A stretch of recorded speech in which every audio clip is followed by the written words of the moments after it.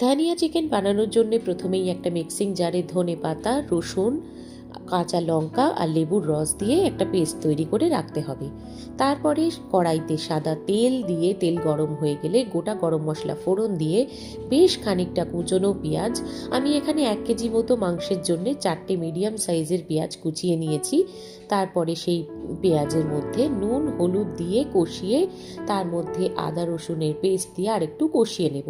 তারপরে বেসিক কিছু গুঁড়ো মশলা দেব, যেমন ধনে গুঁড়ো, জিরে গুঁড়ো, আর দেব কাশ্মীরি লঙ্কা গুঁড়ো একটু কালার হওয়ার জন্যে।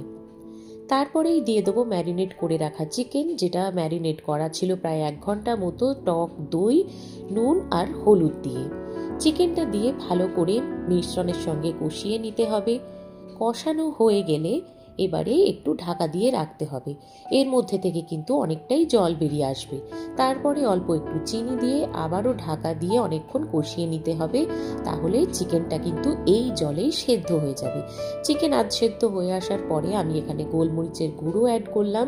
আবারও ঢাকা দিয়ে 5 মিনিট রাখার পরে চিকেন কিন্তু অলমোস্ট সেদ্ধ হয়ে গেছে। এই অবস্থায় আমি এবার ওই পেস্টটা ধনেপাতার অ্যাড করে দেব। ধনেপাতার পেস্টটা অ্যাড করার পর খুব বেশি কুক করার দরকার হয় না, 5 মিনিট মতো কুক করলেই হয়ে যায়। ভালো করে নাড়াচাড়া দিয়ে আবারও কিছুক্ষণ ঢাকা দিয়ে রেখে দিতে হবে।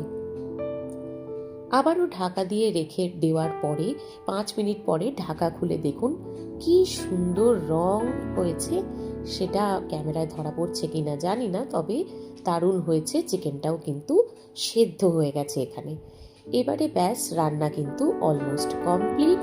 এর মধ্যে আমি একটুখানি গরম মশলার গুঁড়ো দিয়ে আবারও কিছুক্ষণ স্ট্যান্ডিং টাইমে ঢাকা দিয়ে রেখে দিলেই রেডি ধনিয়া চিকেন।